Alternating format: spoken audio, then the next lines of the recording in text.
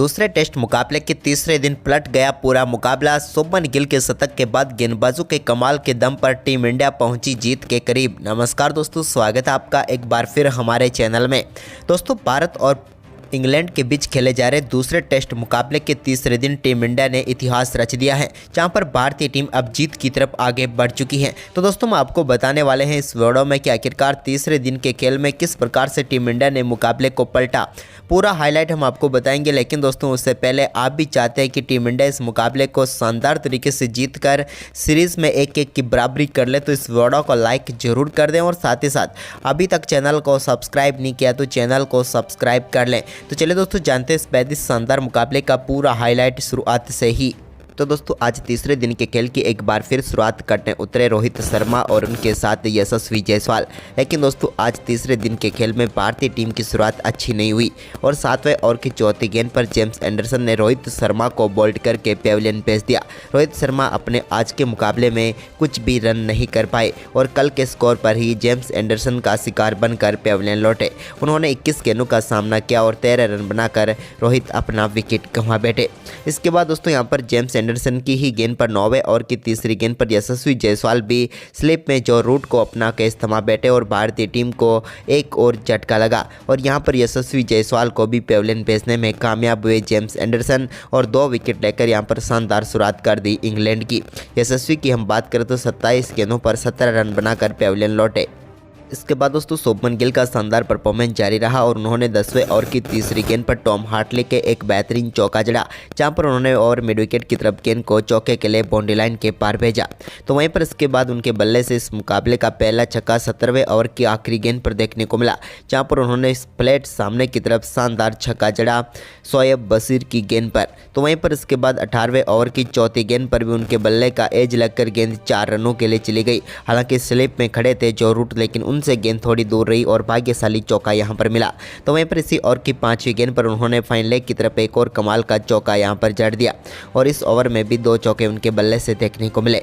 इसके बाद 20वें ओवर की दूसरी गेंद पर श्रेयस अय्यर ने भी शानदार तरीके से फाइन लेग की तरफ ही गेंद को चौके के लिए बाउंड्री लाइन के पार भेजा और दोनों बल्लेबाजों के बीच शानदार 50 रनों की पार्टनरशिप मात्र 77 गेंदों पर ही पूरी हो गई। इसके बाद 23वें ओवर की दूसरी गेंद पर शुभमन गिल ने एक बार फिर शानदार परफॉर्मेंस दिखाया और एक और शानदार कट शॉट के जरिए बिहाइंड द स्क्वायर गेंद को 4 रनों के लिए बाउंड्री लाइन के पार भेजा। तो इसी ओवर की 5वीं गेंद पर भी उनके बल्ले से एक और कमाल का चौका देखने को मिला और इस बार बैकवर्ड पॉइंट की तरफ गेंद को 4 रनों के लिए भेजकर इस ओवर में भी 2 बेहतरीन चौके जड़े। इसके बाद 24वें ओवर की दूसरी गेंद पर टॉम हार्टले के मिड विकेट की तरफ एक शानदार चौका श्रेयस अय्यर के बल्ले से भी देखने को मिला। यह भी एक कमाल का शॉट था। इसके बाद दोस्तों, 26वें ओवर की तीसरी गेंद पर शुभमन गिल ने शानदार परफॉर्मेंस करते हुए एक और शानदार चौका सामने की तरफ जड़ दिया। यह भी कमाल का शॉट था, जहां पर उन्हें एक और चौका मिला। तो वहीं पर शानदार परफॉर्मेंस शुभमन गिल का जारी रहा और उन्होंने 27वें ओवर की तीसरी गेंद पर एक और शानदार चौके के साथ अपना बेहतरीन अर्धशतक पूरा कर लिया। नंबर 3 पर बल्लेबाजी करते हुए ये इनका पहला अर्धशतक था, जो कि 60 गेंदों पर पूरा हुआ। लेकिन इसके बाद दोस्तों, यहाँ पर 28वें ओवर की पहली गेंद पर बड़ा शॉट खेलना चाहते थे श्रेयस अय्यर, लेकिन एक कमाल का कैच बेन स्टोक्स ने पकड़ा, जहां पर 25 यार्ड पीछे की तरफ दौड़कर उन्होंने श्रेयस को पेविलियन भेजा, जिन्होंने 52 गेंदों पर 29 रन बनाए। इसके बाद नए बल्लेबाज रजत पाटीदार क्रीज पर उतरे तो उन्होंने 31वें ओवर की पहली गेंद पर एक कमाल का चौका यहां पर स्क्वायर लेग की तरफ जड़ दिया। कमाल का शॉट था यह भी। लेकिन इसके बाद दोस्तों, यहां पर 31वें ओवर की आखिरी गेंद पर रजत पाटीदार भी अपना विकेट गंवा बैठे। उनके बल्ले का इनसाइड एज लगा, लेकिन कमाल का कैच बेन फोकस ने पकड़ा और भारतीय टीम को चौथा झटका लगा। अच्छी बल्लेबाजी जरूर कर सकते थे रजत पाटीदार, लेकिन इस मुकाबले में 19 गेंदों का सामना करने के बाद 9 रन बनाकर पेविलियन लौटे। इसके बाद नए बल्लेबाज अक्षर पटेल क्रीज पर उतरे तो उन्होंने शानदार तरीके से लंच ब्रेक तक टीम इंडिया का और भी कोई विकेट नहीं गिरने दिया। वहीं पर दोस्तों, लंच टाइम तक अक्षर पटेल 13 गेंदों पर 2 तो वहीं पर शुभमन गिल 78 गेंदों पर 60 रन बनाकर क्रीज पर थे। आज के दिन के इस सेशन की हम बात करें तो 30 ओवर में भारतीय टीम ने 102 रन बनाए और 4 विकेट गंवाए। वैसे इस सेशन की बात करें तो ये दोनों टीमों के बीच शेयर रहा, लेकिन दोस्तों अब भारतीय टीम के पास 273 रनों की बढ़त हो चुकी थी और 6 विकेट अभी भी भारतीय टीम के हाथ में थे।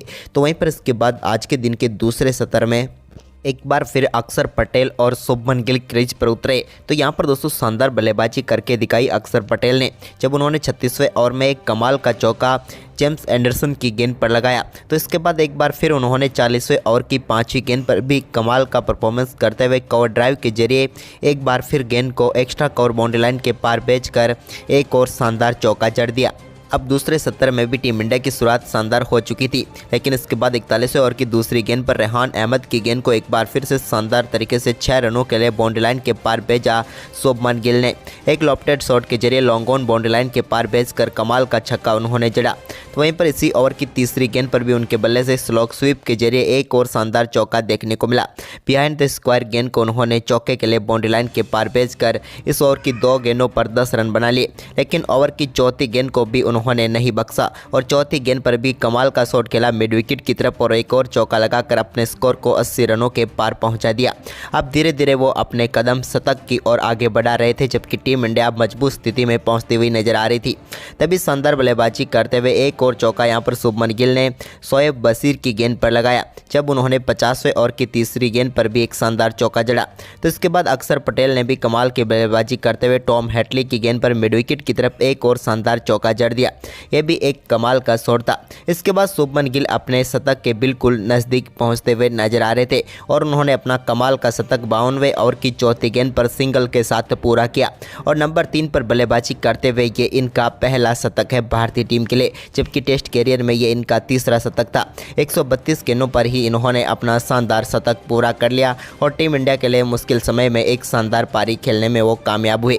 इसके बाद 55वें ओवर की आखिरी गेंद पर एक और शानदार चौका मिड ऑन के ऊपर से खेला अक्षर पटेल ने और गेंद को बाउंड्री लाइन के पार भेजा। हालांकि यहां पर अच्छी तरीके से बल्लेबाजी चल रही थी टीम इंडिया की, लेकिन तभी 56वें ओवर की आखिरी गेंद पर रिवर्स स्वीप करना चाहते थे शुभमन गिल, लेकिन गेंद उनके ग्लव्स पर लगकर सीधे विकेट कीपर के हाथों में चली गई और भारतीय टीम को शुभमन गिल के रूप में झटका लगा। उन्होंने 147 गेंदों पर 104 रनों की शानदार पारी खेली।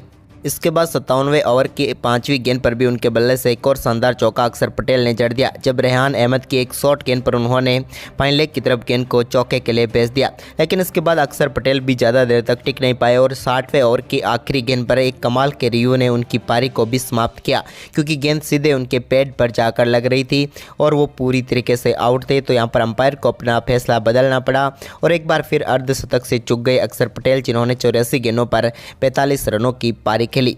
तो इसके बाद दोस्तों यहाँ पर श्रीकर भारत ने 64वें ओवर की 5वीं गेंद पर मिड ऑन की तरफ भी एक शानदार शॉट खेला और गेंद को चौके के लिए बाउंड्री लाइन के पार भेज दिया और इसी के चलते आज तीसरे दिन टी ब्रेक तक भारतीय टीम ने 227 रन बना लिए 6 विकेट के नुकसान पर।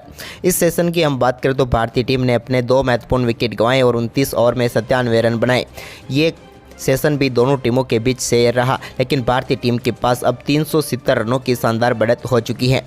लेकिन दोस्तों इसके बाद तीसरा सत्र टीम इंडिया के लिए उतना अच्छा नहीं रहा, क्योंकि तीसरे सत्र की शुरुआत ही भारतीय टीम के लिए रेहान अहमद की गेंद पर श्रीकर भरत के विकेट के साथ हुई, जहां पर बेन स्टोक्स ने एक शानदार कैच पकड़ा और श्रीकर भरत इस मुकाबले की इस पारी में कुछ भी खास नहीं कर पाए।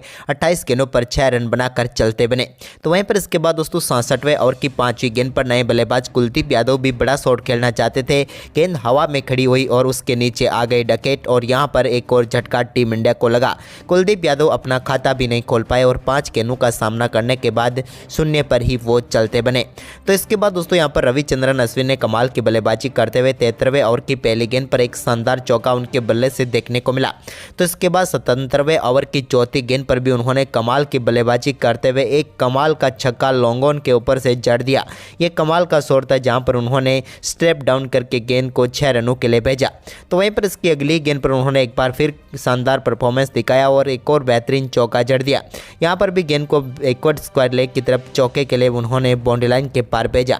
लेकिन इसके बाद दोस्तों टीम इंडिया को एक और झटका 78वें ओवर की चौथी गेंद पर लगा, जब जसप्रीत बुमराह के बल्ले से गेंद किनारा लेकर सीधे स्लिप में खड़े बेयरस्टो के हाथों में चली गई और भारतीय टीम को एक और झटका लगा। जसप्रीत ने अश्विन का बढ़िया साथ दिया, 26 गेंदों का सामना किया, लेकिन खाता नहीं खोल पाए। इसके बाद रविचंद्रन अश्विन भी 19वें ओवर की तीसरी गेंद पर अपना catch wicket keeper Ben focus को थमा बैठे और भारतीय टीम 255 रनों पर ऑल आउट हो गई। लेकिन इंग्लैंड के सामने भारतीय टीम ने 399 रनों का शानदार लक्ष्य रखा।